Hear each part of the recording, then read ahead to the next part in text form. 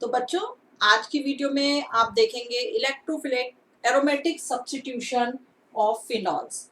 तो आज हम इस वीडियो से फिनॉल्स की रिएक्शंस स्टार्ट कर रहे हैं। तो उसमें फर्स्ट रिएक्शन है नाइट्रेशन। नाइट्रेशन में आपको पता है कि जब भी आप किसी कंपाउंड की रिएक्शन HNO3 से करवाते हैं तो नाइट्रोनियम आयन प्रोड्यूस होते हैं। और यहाँ पर आपको ये ध्यान रखना है कि आपको डाइल्यूट HNO3 लेना है। कंसंट्रेटेड HNO3 की रिएक्शन दूसरी होती है, वो हम बाद में डिस्कस करेंगे। तो यहाँ पर ये इंपॉर्टेंट पॉइंट है आपको नोट करना कि आप यहाँ फिनॉल की रिएक्शन डाइल्यूट HNO3 से करवा रहे हो in the presence of H2SO4। तो इनकी जब रिएक्शन होती है आपस में तो ये मिल करके नाइट्रोनियम आयन प्रोड्यूस करते हैं। मैं आपको बता देती हूँ, ध्यान एक बार फिर से हम डिस्कस कर लेते हैं कि किस तरह से ये नाइट्रोनियम आयन बनते हैं। देखिए, इसको हम इस तरह से लिख सकते हैं ना, H2SO4 को SO3H, इस तरह से हम लिखते हैं ना H2SO4 को। और हम इसको कैसे लिखेंगे? नाइट्रिक एसिड को हम लिखते हैं HO एंड NO2। तो इस तरह से लिखेंगे। अब देखिए, क्योंकि ये एसिड है तो ये क्या करेगा, ऑक्सीजन इससे अपना इलेक्ट्रॉन वापस लेगा। इससे वापस लिया तो अब इसके पास है इलेक्ट्रॉन्स, तो ये क्या आएगा, ये वाला हाइड्रोजन आ जाएगा इस ऑक्सीजन के पास। और अब ये किस तरह से बन जाएगा, ये यहाँ मैं इसको दोबारा लिख देती हूँ। यहाँ पर जो हम नाइट्रोनियम आयन किस तरह से प्रोड्यूस हो रहे हैं वो समझ रहे हैं। तो यहाँ पर ये आ जाएगा, अब जो बन जाएगा ये ऑक्सीजन, इसके ऊपर आएगा पॉजिटिव चार्ज, एक हाइड्रोजन इधर और एक हाइड्रोजन इधर, और यहाँ पर आएगा NO2। ठीक है। अब आपको ये पता है कि ये स्टेबल नहीं होता है, ऑक्सीजन के ऊपर पॉजिटिव चार्ज है तो उसको पॉजिटिव चार्ज हटाना होता है। तो ये क्या करेगा, इससे अपना इलेक्ट्रॉन ले लेता है वापस और ये वाटर की फॉर्म में निकल जाता है और ये आपके पास क्या जाता है, नाइट्रोनियम आयन। एक बार इसको फिर से समझ लीजिए। जो सल्फ्यूरिक एसिड है आप इसको इस तरह से लिखते हैं ना, HOSO3H। अब क्योंकि ये एसिड है तो क्या करेगा, हाइड्रोजन अपना निकालेगा, रिलीज करेगा हाइड्रोजन आयन को। तो ऑक्सीजन ने इससे अपना बॉन्ड वापस लिया तो ये हाइड्रोजन जो है वो फ्री हो गया। अब ये जो फ्री हाइड्रोजन है ये कहाँ जाएगा, ये जो HNO3 है इसका O के पास लोन पेयर है तो ये हाइड्रोजन जो आएगा इसके पास। और जब इसके पास आएगा तो ये क्या आएगा, इसके ऊपर ऑक्सीजन के ऊपर पॉजिटिव चार्ज आ जाएगा। ये सब हम मैकेनिज्म पहले बहुत बार कर चुके हैं, मैं एक बार आपको रिवाइज करवाने के लिए करवा रही हूँ इसको, कि आपको ये कंफ्यूजन ना हो कि नाइट्रोनियम आयन कैसे बनते हैं, क्योंकि ये बहुत इंपॉर्टेंट रिएक्शन है। तो इस तरह से हमारे पास ये नाइट्रोनियम आयन मिल जाते हैं। अब यहाँ अगर हम फिनॉल की बात करें तो फिनॉल किस तरह का ग्रुप है, ये इलेक्ट्रॉन डोनेटिंग ग्रुप है। ये बेंजीन रिंग में अटैच हुआ है, हाइड्रोजन को रिप्लेस कर दिया और उसकी जगह आ गया OH। ये इलेक्ट्रॉन डोनेटिंग ग्रुप है। जब ये रिंग में इलेक्ट्रॉन डोनेट करता है तो जो इलेक्ट्रॉन डेंसिटी है, आपने पूरा रेजोनेटिंग स्ट्रक्चर पढ़ा हुआ है, तो इलेक्ट्रॉन की डेंसिटी कहाँ पर ज्यादा होती है, ऑर्थो एंड पैरा पोजीशन पर इलेक्ट्रॉन्स की डेंसिटी ज्यादा होगी। तो जो इलेक्ट्रोफाइल आएगा, ये जो इलेक्ट्रोफाइल आएगा वो कहाँ पर अटैक करेगा, वो ऑर्थो एंड पैरा पोजीशन पर अटैक करेगा, क्योंकि वहां उसको इलेक्ट्रॉन मिलेंगे। तो इलेक्ट्रॉन डेफिशिएंट हो गया ना, तो इसको वहां पर इलेक्ट्रॉन मिलेंगे रिंग में ऑर्थो एंड पैरा पोजीशन पर। तो जब भी इलेक्ट्रोफाइल आएगा वो ऑर्थो एंड पैरा पोजीशन पर अटैक करेगा और यहाँ बन जाएगा ऑर्थो नाइट्रोफिनॉल, और ये नोट कर लीजिए पैरा नाइट्रोफिनॉल। इसमें भी अगर हम देखते हैं तो पैरा नाइट्रोफिनॉल जो है वो एक्सेस में मिलता है, और ऑर्थो पोजीशन पर जो है ऑर्थो नाइट्रोफिनॉल ये हमको माइनर में मिलता है। तो देखिए, एक तो रीजन इसका सिमेट्री है, ठीक है, लेकिन जो यहाँ पर आप रीजन लगाओगे, दूसरा इंपॉर्टेंट जो रीजन है वो हम अभी डिस्कस करते हैं। देखिए, आप जब भी ये ऑर्थो नाइट्रोफिनॉल बनेगा तो आप देखिए इसमें क्या होगा, आप इसको इस तरह से भी लिख सकते हैं, यहाँ OH, यहाँ पर NO2। ठीक है, इसको मैंने थोड़ा सा ओपन करके लिखा है स्ट्रक्चर को। अब यहाँ जो ऑक्सीजन है, NO2 का ऑक्सीजन और OH का हाइड्रोजन, इनके बीच में हाइड्रोजन बॉन्डिंग हो जाएगी। इसको हम कहेंगे इंट्रामोलिकुलर हाइड्रोजन बॉन्डिंग, क्योंकि एक ही मॉलिक्यूल में हाइड्रोजन बॉन्डिंग अपने मॉलिक्यूल के अंदर ही हो रही है, तो ये होगा इंट्रामोलिकुलर हाइड्रोजन बॉन्डिंग। और यहाँ पर देखिए ये क्या है, ये एक मॉलिक्यूल ये है पैरानाइट्रोफिनॉल का और एक मॉलिक्यूल ये है पैरानाइट्रोफिनॉल का। तो दोनों मॉलिक्यूल के इसके ऑक्सीजन से और इसके हाइड्रोजन में, इनके बीच में बॉन्डिंग होती है। इस टाइप की बॉन्डिंग को हम कहते हैं इंटरमॉलिक्यूलर हाइड्रोजन बॉन्डिंग। तो पॉइंट यहाँ पर ये उठता है कि ये मेजर क्यों होता है और ये माइनर, क्योंकि यहाँ पर अब हम बात कर लेंगे साथ साथ बॉइलिंग पॉइंट की। देखिए, जब भी इस तरह से रिएक्शन होती है डाइल्यूट HNO3 से, तो क्या इनका मिक्सचर हमको मिलता है, ऑर्थो डेरिवेटिव और पैरा डेरिवेटिव, इनका हमें मिक्सचर मिलता है। तो इसके मिक्सचर को हम फ्रैक्शनल डिस्टिलेशन से सेपरेट कर लेते हैं, और जब हम सेपरेट करते हैं तो हमको जो मेजर अमाउंट मिलती है वो पैरा नाइट्रोफिनॉल की मिलती है। और रीजन यहाँ पर ये है क्योंकि इन दोनों के बॉइलिंग पॉइंट में बहुत डिफरेंस होता है।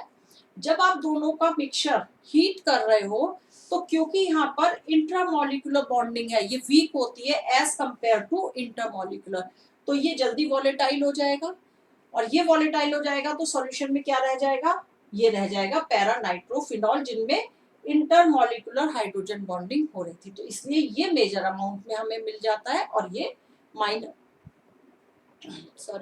ये माइनर में हमें मिलता है, और ये जल्दी वेपोराइज हो जाता है। तो इस तरह से फ्रैक्शनल डिस्टिलेशन करके हम इसको सेपरेट भी कर सकते हैं। तो ये तो थी डाइल्यूट HNO3 से रिएक्शन। अब हम देखते हैं कंसंट्रेटेड HNO3 अगर होता है, और बच्चों वो रिएक्शन मोस्टली हर एग्जाम में पूछी जाती है कि जब फिनॉल की रिएक्शन आप कंसंट्रेटेड HNO3 से करोगे तो what will be the product. तो बहुत ध्यान से आपको देखना है, इसको जल्दी से नोट कर लीजिए, फिर हम उसको समझेंगे। अब हम बात करते हैं nitration of phenol with concentrated HNO3। तो ये बच्चों बहुत इंपॉर्टेंट रिएक्शन है और मोस्टली एवरी ईयर एग्जाम में आपके पूछी जाती है। जब फिनॉल की आप कंसंट्रेटेड HNO3 से रिएक्शन करवाते हो in the presence of H2SO4, तो क्या होता है, ये ऑर्थो एंड पैरा दोनों ऑर्थो पोजीशन पर और पैरा पोजीशन पर नाइट्रोनियम आयन का अटैक हो जाता है, और ये यहाँ पर आकर के अटैच हो जाता है, और इसको हम कहते हैं पिक्रिक एसिड। पिक्रिक एसिड की फॉर्मेशन होती है ये। लेकिन इस तरह से जो पिक्रिक एसिड मिलता है वो उसकी यील्ड बहुत कम होती है, क्योंकि जो HNO3 है गुड ऑक्सीडाइजिंग एजेंट है, तो ये इस फिनॉल रिंग को जो है, पूरा फिनॉल को जो है वो ऑक्सीडाइज कर देता है, तो इसकी जो यील्ड होती है वो कम होती है। तो उसके लिए क्या सब्स्टिट्यूशन उसका होता है, देखिए यहाँ पे फिनॉल लिया, पहले इस फिनॉल की कंसंट्रेटेड सल्फ्यूरिक एसिड से रिएक्शन करवाई जाती है। ये क्वेश्चन भी पूछा जाता है कि पहले आप जब पिक्रिक एसिड की फॉर्मेशन कर रहे होते हैं तो आप पहले कंसंट्रेटेड सल्फ्यूरिक एसिड से क्यों रिएक्शन करवाते हैं, या यहाँ पर सल्फ्यूरिक एसिड का क्या रोल होता है in the preparation of picric acid. तो ये सारी चीजें देखिए, आपको कॉन्सेप्ट समझना होता है कि वहां पर क्या क्या चीजें आपको बताई जा रही हैं और उनसे किस तरह से क्वेश्चन पूछा जाएगा, वो उस पर डिपेंड करेगा कि आपने कितना ग्रेस्प करा है। तो यहाँ पर कंसंट्रेटेड एसिड हम क्यों, कंसंट्रेटेड जब HNO3 से रिएक्शन करते हैं तो H2SO4 क्यों यूज करा जाता है, क्योंकि जो अल्कोहल है उसकी रिएक्शन पहले कंसंट्रेटेड H2SO4 से करवाई जाती है, जिससे यहाँ पर सल्फोनियम आयन जो है यहाँ पर आ जाते हैं। ठीक है, ऑर्थो एंड पैरा पोजीशन पे। ये आपको पता है कि ये रिंग एक्टिवेटिंग ग्रुप है, ये क्या करता है, ऑर्थो एंड पैरा पोजीशन पर इलेक्ट्रॉन की डेंसिटी बढ़ा देता है, तो जो भी इलेक्ट्रोफाइल होगा बच्चों वो आएगा ऑर्थो एंड पैरा पोजीशन पर। तो यहाँ पर SO3H जो है ऑर्थो एंड पैरा पोजीशन पर पहले आ जाता है। अब क्या होता है, अब कंसंट्रेटेड HNO3 की रिएक्शन करवाते हैं तो जो नाइट्रोनियम आयन है अब वो यहाँ इसको रिप्लेस करते हैं, वो इस फिनॉल को देखते भी नहीं है, इस फिनॉल तक नहीं जाते हैं, इनको रिप्लेस करने में लग जाते हैं, और उससे क्या होता है, हमको good yield of picric acid मिल जाती है। देखिए, जब भी हम कंसंट्रेटेड H2SO4 से फिनॉल की रिएक्शन करवाते हैं तो हमें मिक्सचर मिलता है, इसका ऑर्थो भी मिलते हैं हमें इसमें। अगर हम यहाँ पर ड्रॉ करके देखें तो यहाँ पर हमें ऑर्थो पोजीशन पर भी मिलता है इसका मिक्सचर, और ये पैरा पोजीशन पर भी मिलेगा, राइट, ये पैरा पोजीशन पर भी मिलेगा हमको SO3H, और ये भी मिलता है हमको जहां पर ऑर्थो एंड पैरा दोनों पोजीशन पर आ जाता है।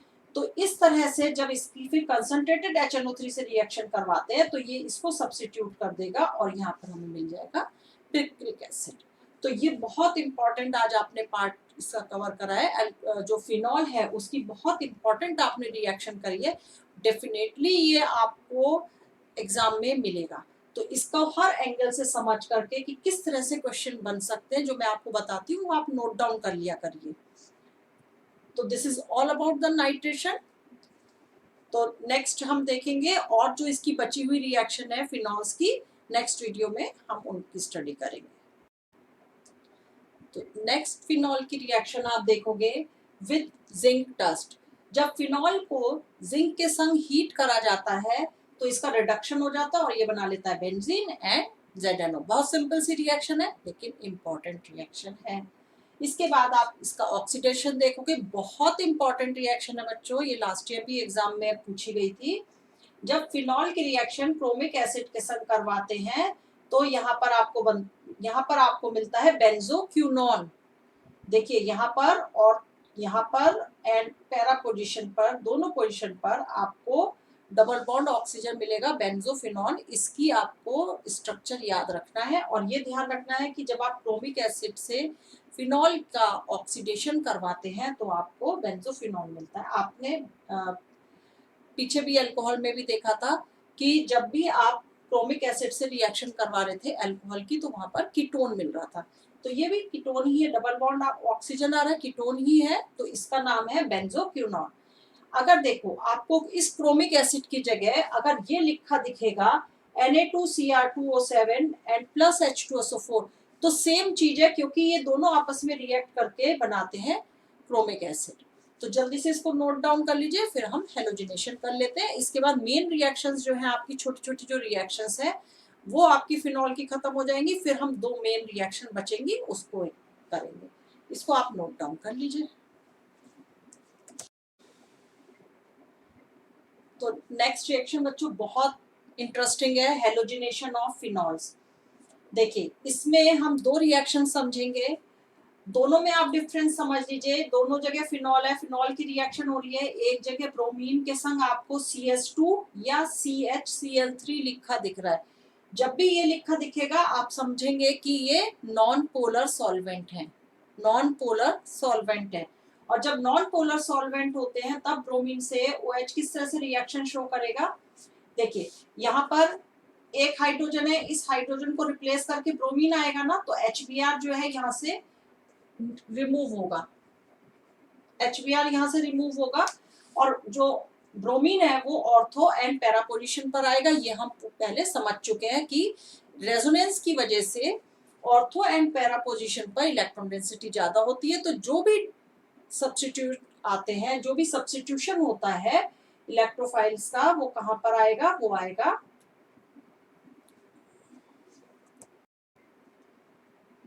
तो ये हम रेजोनेटिंग स्ट्रक्चर से इसके समझ चुके थे कि जो फिनॉल है जब उसमें इसमें इलेक्ट्रॉन डोनेटिंग होता है तो इसकी वजह से क्या होता है कि यहाँ पर electron density ortho and para position पर बढ़ जाती है, ज्यादा होती है। तो जो भी सब्स्टिट्यूशन होगा, जो भी सब्स्टिट्यूएंट आएगा वो ऑर्थो एंड पैरा पोजीशन पर आएगा। तो यहाँ पर ब्रोमीन जो है ये आ जाता है ऑर्थो पोजीशन पर और यहाँ आता है पैरा पोजीशन पर।